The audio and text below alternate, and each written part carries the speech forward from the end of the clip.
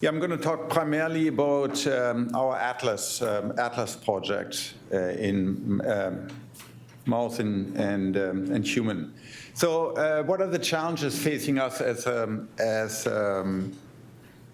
neuroscientists?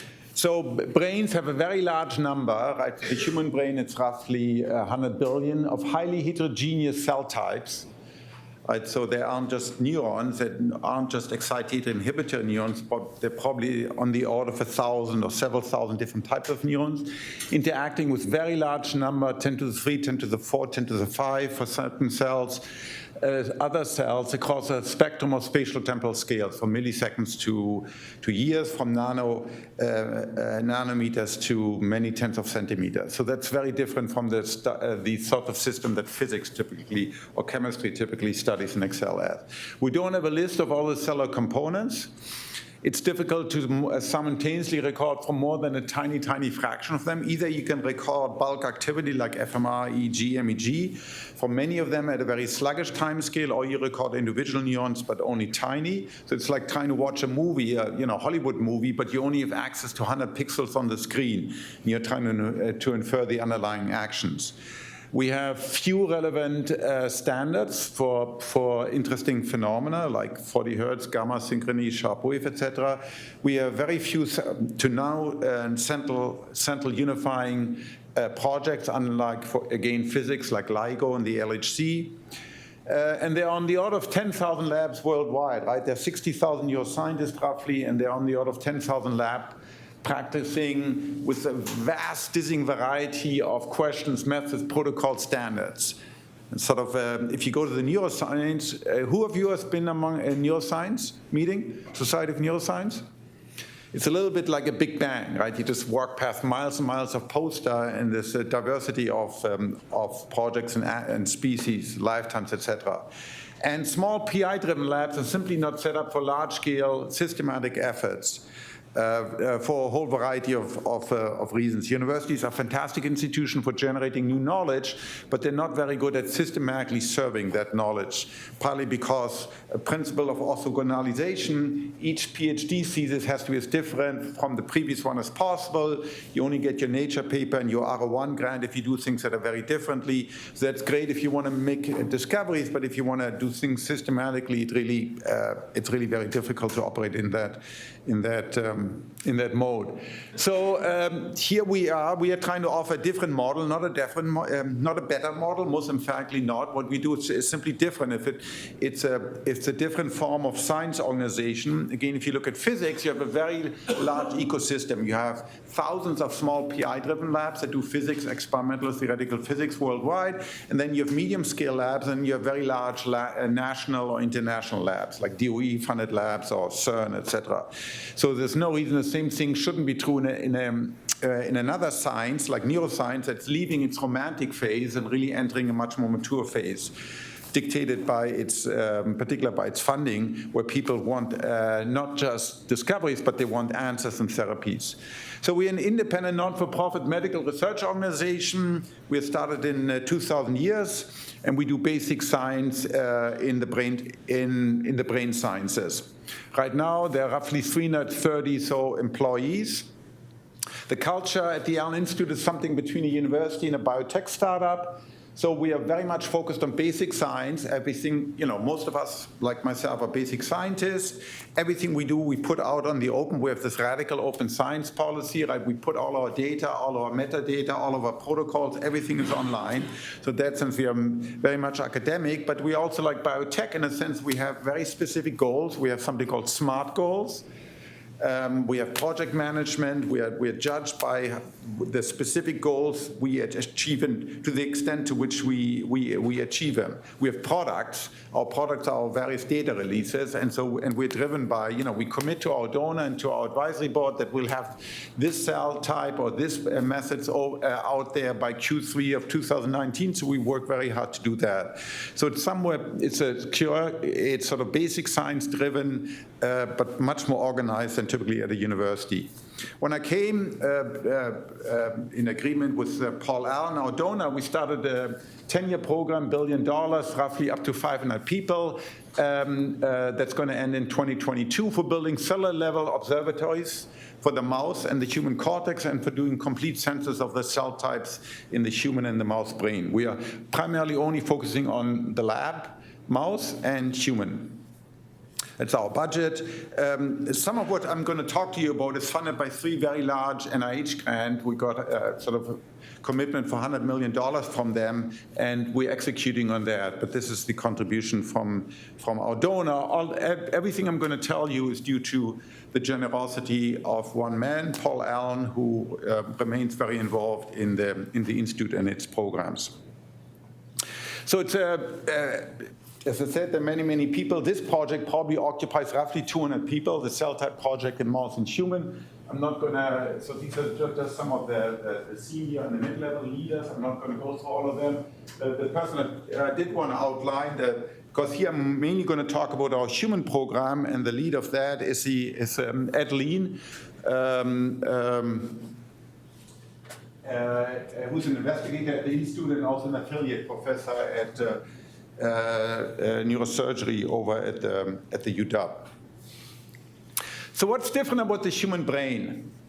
Different, for example, from the other brain that we study, the mouse brain, right? So in terms of number of neurons, it's almost exactly factor 1,000. In terms of mass and extent of cortex, again, it's a factor 1,000. Even if you look at cortex itself, there's 16 billion neurons here and there's 14 million neurons here. So it's pretty much a factor 1,000. So if we take a mouse and we grossly amplify it by a factor 1,000, will we get a human? I mean, will we get a human-type brain? Unlikely. Although the basic hardware is sort of similar, we're never going to have a dinner conversation with a mouse. So the question is, where's the difference? And of course, historically, there are different answers to that. Raymond Cajal sort of bet on special neurons. His students, Laurent de No, sort of answered, well, it's primarily going to be more neurons. And people routinely, so it's interesting, been doing this for 20 years, recording from human brains, people routinely look for magic bullets, right? They say, oh, it's the phonochronomos cell, or it's this faster type of synaptic plasticity. That's the reason why humans are so much, why we're the dominant species on the planet. Of course, if you look at, if you take evolutionary consideration into account, it's extremely unlikely there's going to be any one feature that really makes us different, or if you pick any 2 species, there's not one difference that makes a difference between the species. But this one, people routinely underestimate because it doesn't seem sort of appealing. That maybe we're just, mainly the main reason we're the dominant, we have 1,000 times more of this. But of course, I'd like you to remember that the main difference between this guy that you can talk to and that speaks and a computer 20 years ago is this, right? The vastly more processing power packaged into these little things. But the principle of this is no different from the room-filling ENIACs and MANIACs built in 1945 to facilitate testing of nuclear weapons code. It's the same principle. It's just vastly more, well, it's better architecture and vastly more transistors executing at a much higher rate. All right, and then also of great interest to the pharma is the fact that many pharmas, or most big pharmas, have closed their neuroscience labs because of the great difficulty of translation cures and therapies, whether they're neuroscience-based or cancer-based, from animal, particularly mouse research, into human. Right? So we all know the untold failures of therapies that work in the mouse, but that simply don't work in the human. So yes, while we can all agree the basic hardware is roughly the same, there seem to be sufficient differences to make their translation very difficult. So what we set out to do is to get a census of all the cell types in the human, and then to try to understand in great detail at the level of thousands of individual genes and morphology and electrophysiology, where is the specific difference between mouse just being the most common animal model system, most common mammalian animal model system, and humans.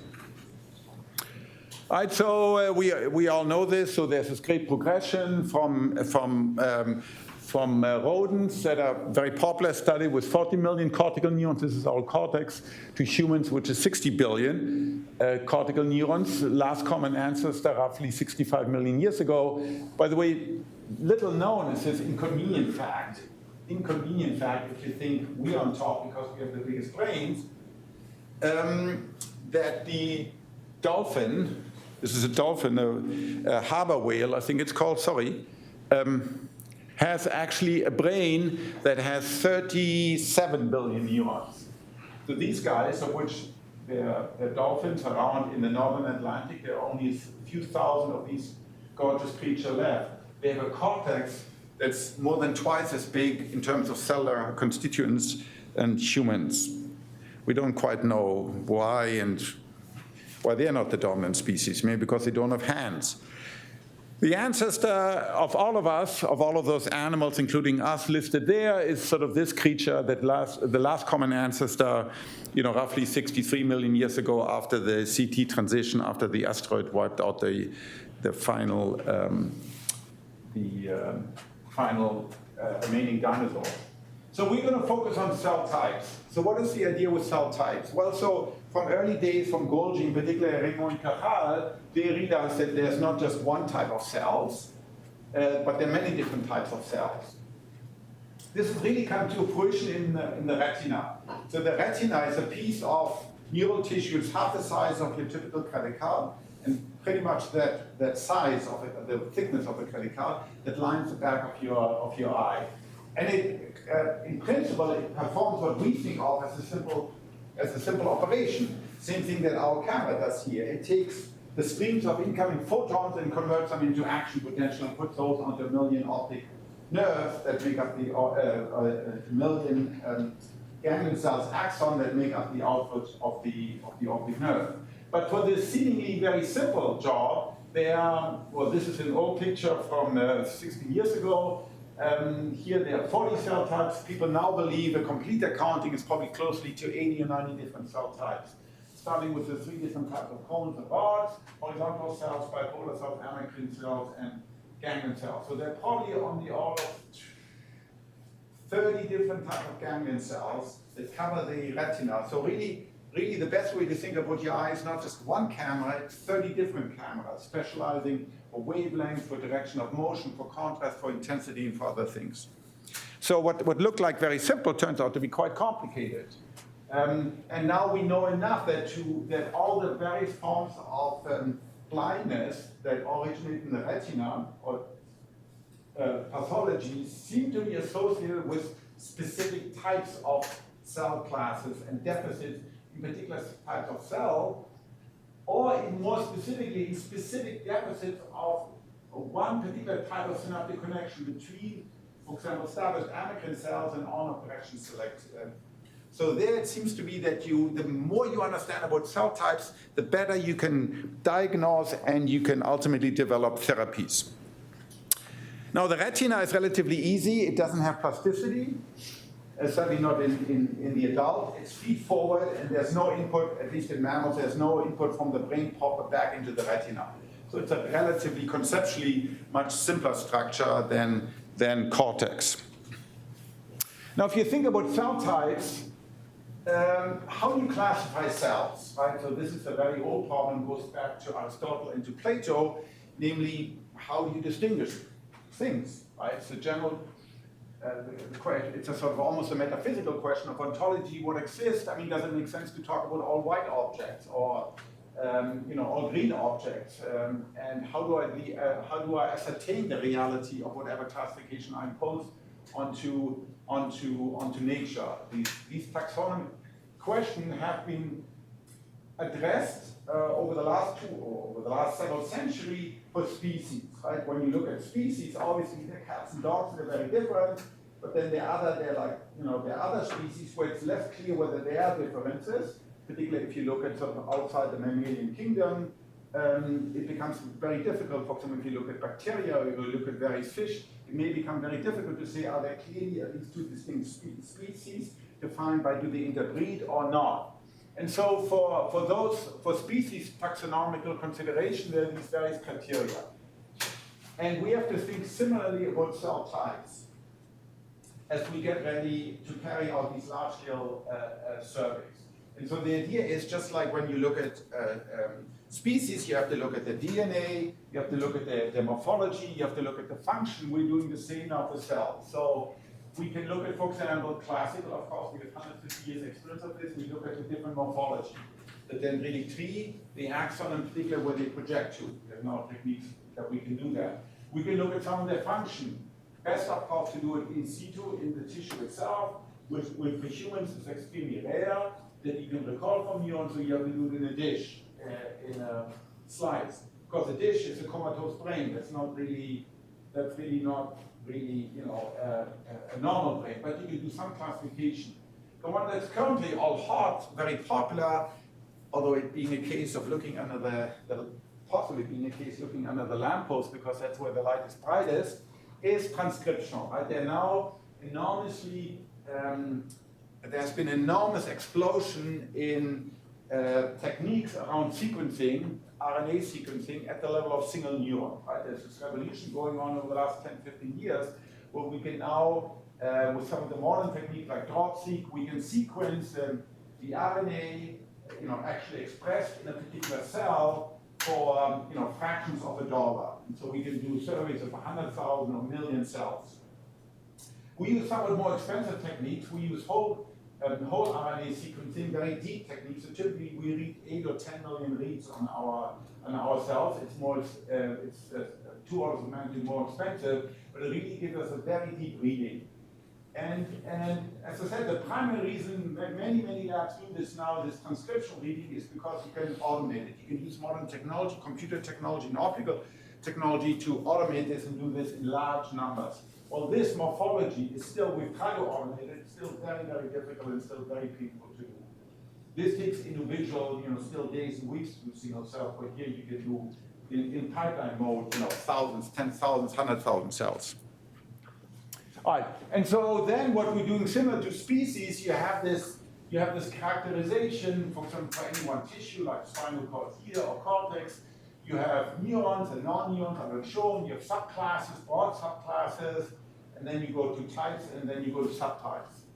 And the overall message I'm going to convey is that mouse and human, the subclasses are very, very similar, not identical. In other words, we find the same type of subclasses in both mouse and humans with some very similar marker genes.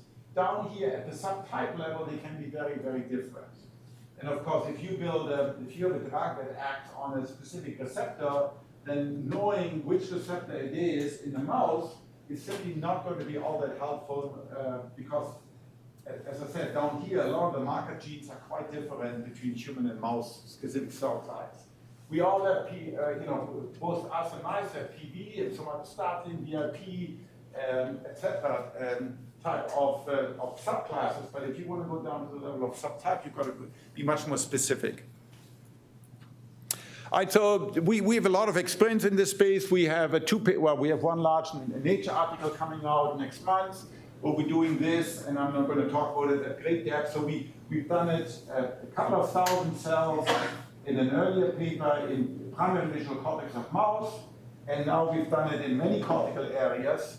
And the basic message in the mouse, what we find is that we find in cortex that the excitatory cell types differ between two areas, like a primary sensory area and a secondary motor area, but the inhibitory cells are the same.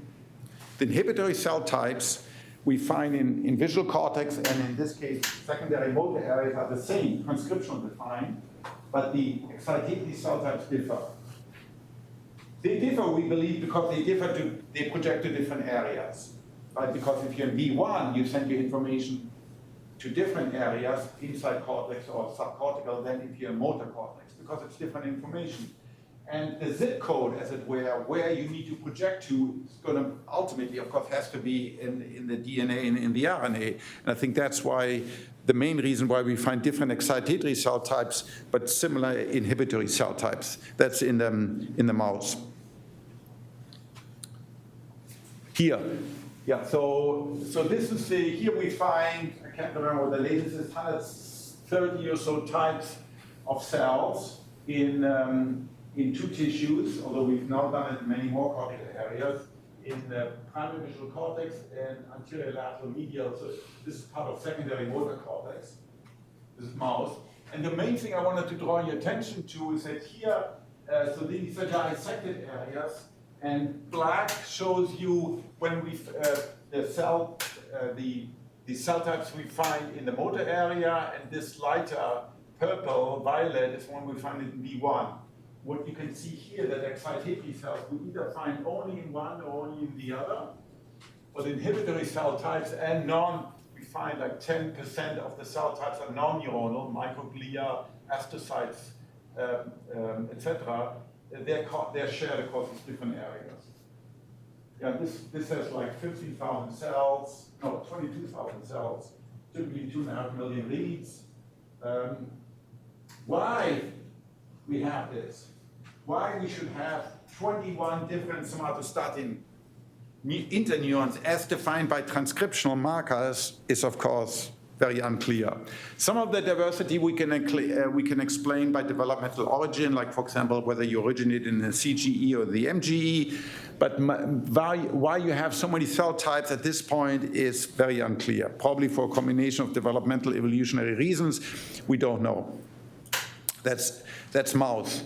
So now we're trying to do the same in human. We're trying to do the same in human. So we do a combination of postmortem tissue as well as neurosurgical sample. I'll come to that. Fresh neurosurgical sample and frozen postmortem tissue. The majority of the study here I'm reporting about comes from a couple of postmortem. And 10% of the data comes from 2 other postmortem donors and 4 neurosurgical sites. Because we cannot dissociate cells without destroying them, we found it very difficult to do single-cell RNA-seq here. So typically what we do here for the human, we go to the single-cell nuclear-seq. Because the nucleus is much more robust, it's much less biased. Because, of course, if you do whole cell, typically, for example, interneurons are much more difficult to preserve than big pyramidal cells. So the advantage is it's much less biased. The drawback is you have to get the nucleus, and it's typically smaller, depending on the size of the brain of the cell, but it's only 20 to 50% of the RNA material. And we use both intronic and extronic reads. It's pretty deep, 2.5 million reads on a mean. We can detect sort of 8 to 10,000 genes. We do some fact sorting here, just neuron, to separate neuronal from non-neuronal tissue. In the mouse, of course, because we have transgenic animals, we can do much more focused studies, because we can enhance particular inhibitory subtypes. In the humans, we're developing those techniques using fast-acting viruses, but here we don't show those because we're still developing those techniques. Yeah, so we've done detailed comparison studies, to compare, because it's so novel, how well, if you do RNA-seq using the nucleus versus RNA-seq using the cells, how well they do, and they're really very, very comparable if you use the intronic as well as the extronic reads. So this is what we find in humans in one area, middle temporal gyrus. We find, 73 or 74 cell types, 75 cell types, using these transcriptional clustering. That doesn't mean that 75 cell types exist, but we find using various clustering techniques, 2 different clustering techniques to make sure it's not due to, these are graph-based clustering techniques using T-SNEE's plot, which is sort of state of the art. 45 inhibitory cell types, which are broadly fall, as I said before, to the same family we know from the mouse, LAMP5, VIP, somatostatin, PD, and then a smaller number, roughly half of excitatory types, and only 6 non-neuronal types. Now, we suspect we missed types here because we didn't do, for various reasons, deep sampling on the non-neuronal subtypes here. For example, we only have 1 microglia and 2 astrocytes, but we know from we also do in situ staining, we know there appears to be more cell types here. So this is less densely sampled. This is pretty densely sampled, the GABAergic and the glutamatergic cell types. In the middle, temporal gyrus, crudely defined. In the mouse, of course, because we have a high-resolution coordinate frame, the variability is vastly less in choosing the right anatomical location compared to humans. Well, we know that it's anatomically defined. We don't have we don't have functional defined precise area, and so there's going to be more jitter. Of course, the mouse also, we have transgenic animals, so they are very similar. In humans, of course, we don't have that, and so we get this the population heterogeneity overlaid. But we do find broad conservation between human and mouse, so we can match up. I'll go a little bit more into detail between the human and the mouse cell types. So, for instance, if we focus just on GABAergic neurons, and we use these graph-based T-SNEEZ technique where we map. So we have very high dimensional spaces, right? We have 8,000 or 10,000 dimensional spaces, and we're trying to identify clustering in these very high dimensional spaces. So we map them nonlinear using this technique from Jeff Hinton onto the two-dimensional plane, where we can nicely see sort of clusters.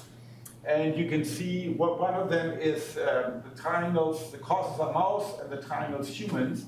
So we use a particular type of analysis called canonical clustering analysis, where we look co-expressed genes between human and mouse, because otherwise there's a big difference between human and mice. But if we just look at co-expressed genes, we can find, for example, that the same cell types map. Here, for example, you have a type of inhibitory cells where both human and mouse map onto the same place. Same thing with certain types of PB cells, like Schonelier cells. It's very satisfactory. Although, I mean, think about it. Our last common ancestor that we share with a mouse running around here in your basement, without any doubt, was 65 million years ago. So there's a lot of iteration of the evolutionary clock. But we still have many genes that are co-expressed in individual cells. So just note, there are many differences. Humans typically, tend to be the human material we get postmortem neurosurgical is older. It's from middle temporal gyrus. Postmortem we use nuclear unbiased sampling. Here it's young adult. It's P56. It's visual cortex or secondary cortex. It's acute. It's whole cells, and of course here we have transgenic animals to enrich. So it's the agreement we do find is all the more remarkable given these dissimilarities. Otherwise, the pipeline and everything is exactly the same. That's the beauty of our scheme. Once we have the tissue, we put cells, we stuff cells in there, nucleus or whole cells, and the entire processing pipeline is the same whether it's human or mouse. So we do this detailed comparison between human and mouse. We find 38 cell types with 10 cell types exactly homologous, where we can identify one cell type like a Schonelier cells. Those are the cells that are inhibitory and express PV that have their axons sort of choking off around the axon initial hillock on layer 2-3 pyramidal cells. They're very unique cells. They look like Schonelier cells. I mean, that's why they look like Schoneliers, which is their name. There's one cell type like that in the mouse, and one cell type like that in the human. Very pretty. So we have a few of these here that we can map mouse and human. And then we have many more where it's at the class level. And as I said, here's the differentiation between central ganglionic eminence and medial ganglionic eminence. So development will be important to understand the origin of these different cell types. And then we can do detailed comparison between human and mouse. So here's GABAergic. So here you see human and here you see mouse cluster. So you can see when, for instance, you have different types of mouse cells. As I told you, we have many somatostatin cells in the mouse, and they only seem to map onto one cell type in the human. Or when we have one cell type in the mouse that maps to different cell types in the humans.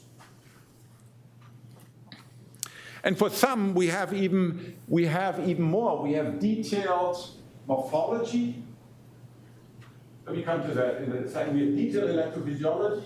detailed morphology. So here we've identified, this just came out, we identified a particular type of neuron that's called a rosehip neuron, because the appearance, they look like rosehip bushes, where we find a very specific signature in the human. They look differently in the mouse, but we also find the same transcriptional signature in the mouse. These are primarily, it's a particular type of interneuron that seems to be primarily expressed in layer 1, layer 2. Yeah, we find many fewer layer 6 cells, cortical thalamic cells in the mouse, partly because of the ratio of neurons that, for example, that look, because cortex has expanded so much more than, for example, spinal cord in the mouse, that's why we think we see many fewer layer 6 cells in human compared to mouse. And then we have the offset pattern for layer 5.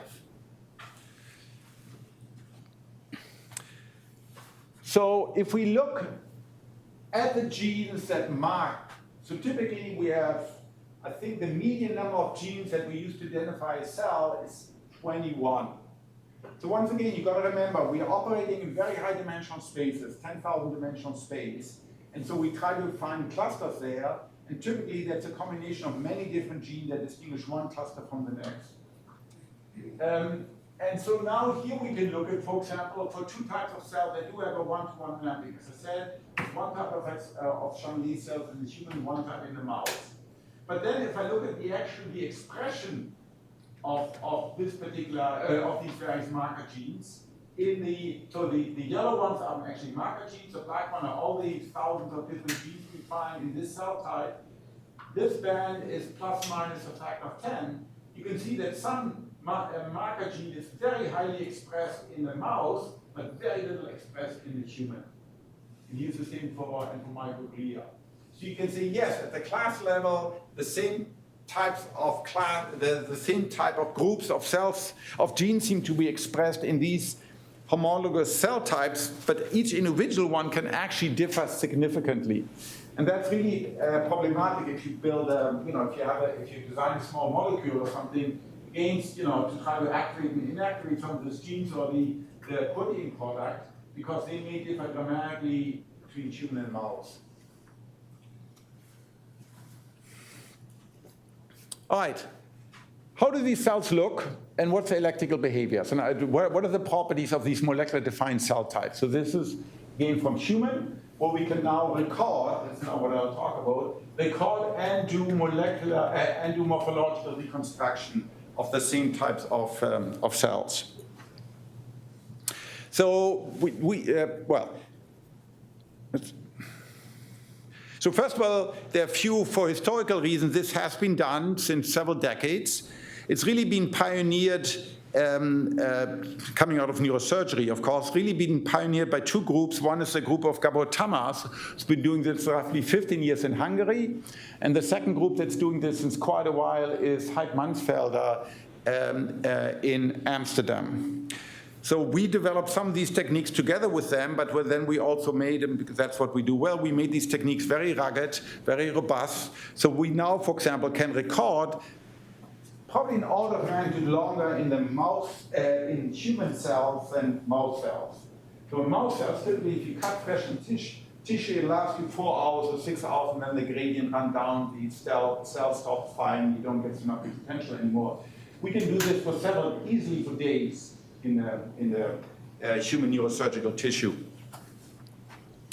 We depend on this work. We depend on a variety of. We completely depend on our medical and neurosurgical colleague here. It's Swedish, it's Fredrik Will, who's been in Charles Koch, who've worked with us for many, many years, because it takes quite a while to set up these protocols. Right, and it really depends on how you cut, whether it's cutting or coagulation, photocoagulation. We need exact, to the extent possible, images so we can precisely locate where any one sample comes from, right? Because we like to do this in a three-dimensional framework, which of course in humans is much less precise than in the mouse. So we depend on our colleagues Jeff Ogerman and Andrew Koch at Harborview, and then Rich Ellbogen Pereira, Dan Silvergeld, again Jeff, Michelle, and Andrew Koch at UW Medical Center, and they've provided us all the material, and they're keen as pathologists. So without this, and they're part of our team, they're part of our all of our publication. So so typically, I don't need to explain this to you in detail. So either we get tissue tumor, or we get epileptic foci from a deep tissue source until the amygdala or hippocampus, and so the surgeon tunnels through the overlying cortex and cuts it out. So typically, these are sort of the sizes. We now get once every 10 days, once every 2 weeks, sometimes twice in a week. A piece of tissue this big, or sometimes it's the tip of the medial temporal lobe this big. And then it goes. So we have a special container. It's cooled. It's oxygen and carbon dioxide. We put some magical stuff in there, although that's very similar to the magical stuff we add in the mouse to keep it alive and firing. And then we bring it to our lab and record from it with this fantastic tool where we have up to 8 electrodes under robotic control that can record from individual cells. And as I said, you can record from these cells. You get here exciting these cells, interneurons, you have high firing rates, and you record, I'll show you at the end, you can even record synaptic interconnections. We inject biocytin, and then we reconstruct the cells in semi-automatically. So then we can also do models, because we're very interested in generating models of all these cells. And we take block-based images, and all of this data goes online. So you can go right now if you want, brain-map.org, and you find already hundreds of cells where and the transcriptional data and the morphological data to the extent that's available all online. That's how we operate. So we do a whole battery of pathology screens. Again, here we work closely with their team to ascertain to what extent this tissue is pathological from tumor and from epileptic seizure. And then also we do recordings. So this is pretty cool now. We're recording from live human cells. And so here, for example, we try to show, are there significant differences between tissues we get from epilepsy and from tumor? And with one exception, we don't see any significant difference between the two types. And here, so in some slices, we can really get a lot of material. You can see these cells here reconstructed. Sorry, these are the images projected back onto the nissle. And you can get these, what I find pretty cool. This is the stuff you think with, right? Now you can see they're all slabby. That's because they're in slides, right? The slice is 350 micrometers thick. But these are layer 2-3 cells. The different colors are dendritic and basal and apical dendrites. What we're doing now, we're doing this technique called patch-seq, where in the same cell, in the slide, we go in, we do a brief electrophysiological protocol to identify which of 12 different electrophysiological types it corresponds to. For example, does it adapt, does it not adapt? Does it have a sag or not a sag? Is the H current present or not, etc. Then we inject biocytin, and then we try to suck out the nucleus to do the mapping back onto our cell type description. So we're doing this. This technique was first pioneered by these papers, and we're now making it quite robust. Although the yield to get all 3 modalities, the yield is still relatively low, 30% or so. So it's not a high throughput technique. We have a battery of 6 workstations where we do this now for every day, either in mouse or in human. So you can see 2 examples of this, which is really beautiful. So here you can get the reconstruct, this is all human, reconstructed morphology, the electrophysiology. As I said, we have models for these, and we can map it down to a particular inhibitory LAMP5, particular type of LAMP5 excitatory cell. And same thing here, this is an inhibitory cell that we can map down to different PV cells. You can see it doesn't typically doesn't adapt, or those cells adapt their firing rates.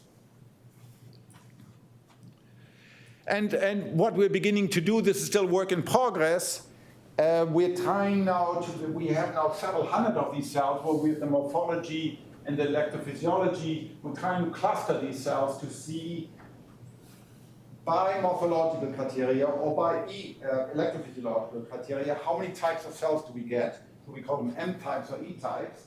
Then if we do jointly classification on morphology and electrophysiology, ME types. And ultimately, we want to do all three, MET type, transcriptional classification. And remains an open question using all these techniques. There are many assumptions depending on what algorithm, etc., whether the final classification of using morphological, electrical, and transcriptional cell type will be a beautiful, clean one. Right now it looks, our data and the data of our collaborator looks much more, it's going to be a complicated one-to-many relationship. So in other words, it's not going to be true that all the 21 different types of inhibitors somatostatin cells each have a different morphology, or each have a different electrical behavior. So that's ongoing. So here you see it, this is what I mean, this is in the mouse where we have vastly more material with 1900 cells, where we can do the classification using more, this is only in visual cortex of mouse, morphological classification, the electrical classification, then we can do the joint ME classification, and then combine this with the transcriptional classification.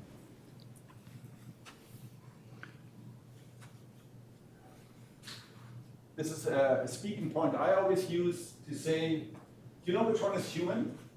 Can you guess which one is human, which one is mouse? Yes? Any takers? Human on the right? Yes. Very good. Yeah, it's not easy. So we did this at an all staff where I showed 12 individual cells just like this. 6 of them were human, 6 of them were mouse, half of them were interneurons, half of them were pyramidal cells. And people basically, had chance at telling them. Yes, if you look at a lot of them, you can begin to tell subtle features where the human cells are just more complicated. Once you remove the scale bar, because of course the human cortex, mouse cortex is like 700 micron, and here it's more 2.5 millimeter. And this is what I wanted to mention. In the mouse, what we can do, what we can't do in the human, is now whole brain reconstruction of the axonal projection. So what I mean by that, so typically most of the anatomy we have, right, we cut a little slice, 350 micrometer, and then, the 2 millimeters or 4 millimeters or something, and then we do the axonal reconstruction. Of course, all the distal axons are cut off. So what we can do in the mouse now using transgenics, we can, and using fluorescent dyes, we can just stain using sparsification techniques, just stain, let's say, 10 cells of a particular genetically identified subpopulation where the axons glow with a GFP. We can then, there's this collaborator, Wuhan University in China, they cut 14,000 slices every micrometer and take an image of that. That's 14,000, it's a lot, it takes several days. And then you can computationally reconstruct it. So that's what you see here. So this is a structure most people don't care much about. It's called the claustrum. I love it because Francis Crick and I made some hypotheses regarding its involvement in consciousness, but it's more just to show you the power of this technique. So I'll show you this movie here. Let's see. There it is. So this is amazing. These are the dendrites, these 3. And there are 3 more here, light blue. They're in the claustrum, so they're like 2 millimeters. They're just in this tiny shell of neurons underneath cortex. This is their axons. We're looking at the entire brain, particularly what we're seeing here, that these axons only make synaptic, making axonal branches in the cortical mantle. So they project throughout the entire cortex, ipsilateral, contralateral. Some of these axons are 20 centimeters long. Now, to give you feeling for that, the entire mouse fits roughly in a sugar cube, or 1 by 1 by 1 centimeter. But here we find many of those axons are 10, 20 or more centimeter long. Just think about the incredible amount of wiring. And that may well also be true for, we're beginning to see this now for layer 6, layer 5 neurons, again, always in mouse, because we need the whole brain, of course, to do these reconstruction. We call them crown of thorn neurons for obvious reasons. So this is one technique that we have in the mouse that we're unlikely to get anytime soon in the human. I'm ramping down now. So I briefly mentioned, just a shout out here, we're developing techniques using HSV viruses where we can do very rapid infection using specific promoters. So for example, we have promoters specific for GABAergic neurons versus all excitatory cell. Here the name of the game, of course, is to work, this is method development, to develop ever more precise markers for using viral tool as delivery for subtypes. So for example, we can just visualize Chandelier cells, because then we can drive them with optogenetics, then we can patch them selectively, then we can do GCAM, we can do optical activity in these slices once we can do that. So the technology here is probably half a decade to a decade behind the matched mouse technology for all sorts of reasons, but it's getting there. It's a very powerful set of tools. And then lastly, what we're also doing, we have these automatic workstations now, what we can do, we call them optopatching, where we can, so this shows you the workstation for mouse, where of course we have a fluorescent material, so we can pinpoint with cursor, we can say I want to have an electrode here, here, here, here, here, here, here, in 8 different neurons. The robot will then target using sort of patch electrode those particular neurons. We're doing the same in human, but there of course we don't have the fluorescent material, because then I can start mapping synaptic connections. So for instance, if we have different VIP cells, here we're lumping them because we don't have the transgenic control to be able to access one of those 20 types of, or 19 types of VIP cells. But you can think, we can ask how many connections are between VIP cells and VIP cells? So here we probed, we only found 5 out of 260 attempts, and then we can put the average connection weight, what's the average IPSP or EPSP, and what's its time constants, etc. This just came out yesterday in eLife. So we can do this. So this is all in mouse. But in that paper we also have it, didn't have the plot. In the paper we also have it for excitatory connection in the human cortex. This is right now information sort of more of interest. We really want to understand the specific circuit dynamics to be able to model it. This is very challenging because if they're on the order of 100 cell types, there could be easily 100 different types of synaptic connections, 10,000. All right, let me conclude. So we are well on the way to getting a cell atlas for the entire mouse brain, including the spinal cord, at the single cell level.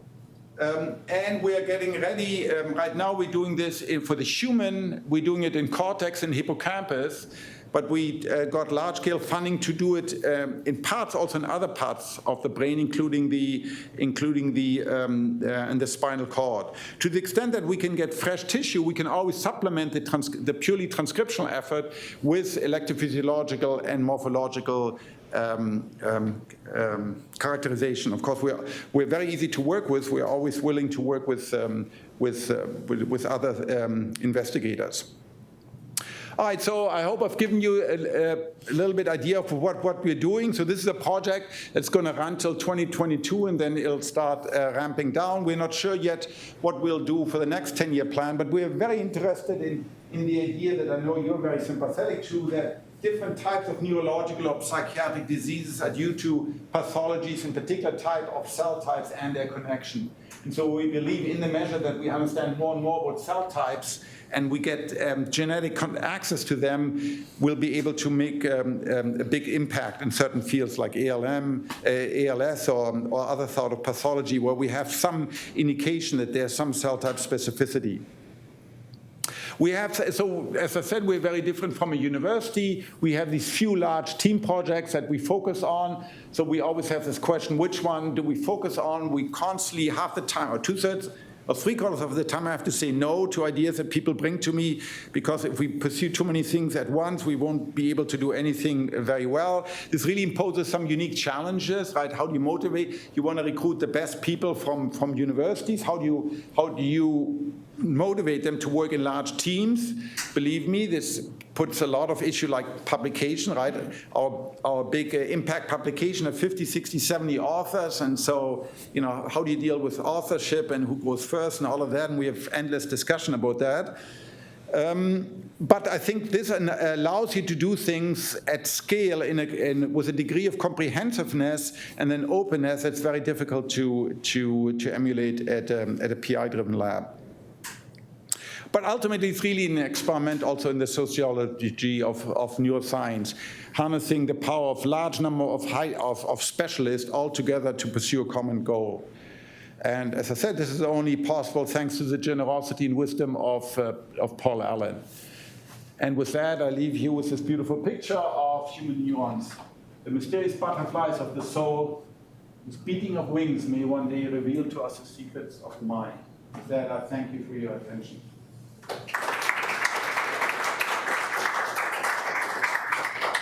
And we want to have tools that enable us to do 10,000 or like DARPA is pursuing 100,000 cells, which is still a very small fraction. And then we need theories, because otherwise we just see a gazillion spikes, and that's not going to happen. That's just a gazillion spikes, and you can find almost anything you want in there. So then we need theories to match them, to say, well, here we have a theory, this is a prediction. So this is a long-haul question. We're not about to understand the brain in the next 5 years. This is yet one more step on the long road. Although in the meantime, we might discover, that's always a hope in history of neuroscience has shown this, or medicine has shown this, we'll discover therapies that we stumble upon that we don't really understand, but that work to a certain extent. That was a great talk. I really want to congratulate your group on this new model of open access and putting everything out there. I think for too long, the university structure and everyone's so paranoid about their data and confidentiality, and then they publish it in some obscure journal that nobody subscribes to, that nobody reads. There's always such a gap between what the scientists are doing and what the clinicians are doing. And for us, having you guys be local, I know both Ryder and Charlie have worked with you guys, and myself a little bit early on. It's truly, I think what you guys are doing in terms of working on these large, crazy projects where you're like, what are they doing? But when you look at it, defining, the members of the orchestra. And for me, being a neurosurgeon and focusing on the spine, we do a lot of stuff clinically where you're like, gosh, I never, even in my wildest dreams, thought a spinal cord injury patient that's getting robotic rehab will, on a functional MRI, have cortical reorganization where the motor cortex moves and the patient starts moving that paralyzed limb. So I think knowing these cellular connections is really fascinating. But to me, the brain is so fascinating. And we're involved in a lot of clinical trials for spinal cord injury and procedures. And to me, the interconnection between the brain and the spinal cord is just fascinating. Imagine just having the thought of moving your finger and then moving your finger, that's a pretty simple thing, but imagine how many things need to happen for that to happen, and it happens almost instantaneously. So I don't know what your thoughts are, but to me, one question I had for you was, have you guys looked at some of the in human models, spinal cord injury patients and ALS patients, and the connections between those cell bodies to the brain and the spinal cord? So we've had some conversation with some ALS, with a number of 2 different ALS foundations, but we haven't taken them any further at this stage, because right now we first want to get just a baseline of neurotypical. This, of course, what do we mean by neurotypical? But first try to get a baseline, how it is in people who as normal as we can get given the limitations. But I'm pretty sure in our next 10-year plan, we will focus on one or two or several specific diseases where we have some indication to believe that there's some cell type specificity there. And then try to get tissue from just ALS patient or tissue just a patient with a particular, Dravet syndrome or a particular type of epileptic foci, try to narrow that link to try to work towards therapy. Particularly now that we have viral tools, we're very excited because then we can work with you guys to and you can test some of those viral tools after we've done the animal testing to see what they actually work in humans. We're also doing some non-primate testing there. So we are starting to think very actively about that, but not as of today. To me, as a clinician, when we started working with these robots, I was thinking to myself, I'm like, this is crazy. If you have somebody rehab someone's arm and it's paralyzed, you would never think that that patient would get function again. But somehow having that external stimulus is enough. And if you have enough, connections in your spinal cord between your brain, somehow there's enough plasticity. And maybe it's because of all the complex, cell types and connections that patients are able to move their arms. So this is a challenge we have. So when we try to bridge between basic science and clinical neuroscience, and I think, Charles, you alluded to, we have this incredible cellular access now. Right? We know that 21 different VIP cells, and we can begin with our electrodes, we can begin to record. But then, when I talk to neurosurgeons, their view, of course, is several orders of magnitude higher, right? When you're sending milliamps with a big electrode that's several millimeter in diameter, when you probably affect 100,000 cells in the neighborhood. But this is the challenge we have to cross, right? Between what your view and our view. So the microscopic view, I will call it, of you guys, and the microscopic view we have, and that is a challenge in the brain. The brain is, after all, per cubic million, per any criteria you want, the most complex piece of highly excitable matter in the known universe, let's say, by any measure. And so that's a challenge we all face. Can I ask what your hypothesis was regarding the fostering consciousness? Yes. In Charles' diction, Crick and I wrote about this extensively. In fact, it was a paper he dictated and worked on the day he died. The idea is, so what's unique about the claustrum gets input from almost every cortical area, both in human and in the mouse, and receives input from almost every cortical area. So in that sense, it's similar to the thalamus. Unlike the thalamus, it has also these extensions of lateral connection. So to us, we had this metaphor of the conductor of the cortical symphony. So you have all your individual players, your visual area, your motor, your theory of mind area, speech, etc. But here you have somebody just like a conductor who gets input from all the individual players and who sends back. We now know from some physiology done in the mouse that these projections that you saw, this very widespread count-of-thorn projection, primarily go into interneurons, particularly in prefrontal cortex and midline structure, and can induce inhibition. And if you remove them, then you get disinhibition. You get animals can't do tasks anymore because they cannot focus. So that's our hypothesis. We're trying to test it in an animal model of consciousness in the mouse.